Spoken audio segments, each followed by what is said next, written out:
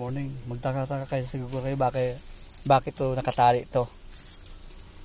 Malaking katanungan yan kasi yung lower steering shaft tinanggal ko. Nagpalit ako ng muffler. Ayan yan, oh. Nagpalit ako niyan, oh. Kaya dapat ito para hindi masira yung clutch pack dito ay yung kan sa busina. Ayan, oh.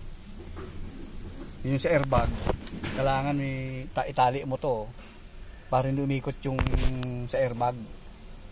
Napuputol kasi yun eh. Kaya dapat nakita mo bakit may mga tali ito. Ganun lang ang strategy yan. Hindi tali. Ito na yan. Papandarin ko na. Ipal kasi ako ng ganito. Nagpalta ko ng ganito eh. Ng mga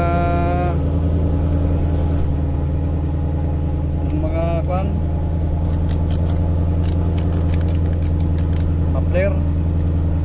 Yung catalyst. Kasi yung catalyst ito sira na eh.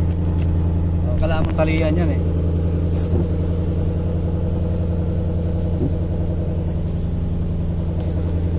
Ayan. Kaya pigputol ko yung mga itali. Kailangan pa siguro ngayon eh. Kasi pag di mo tinalian, napuputol yung clutch spring dito eh. Yung parang tape.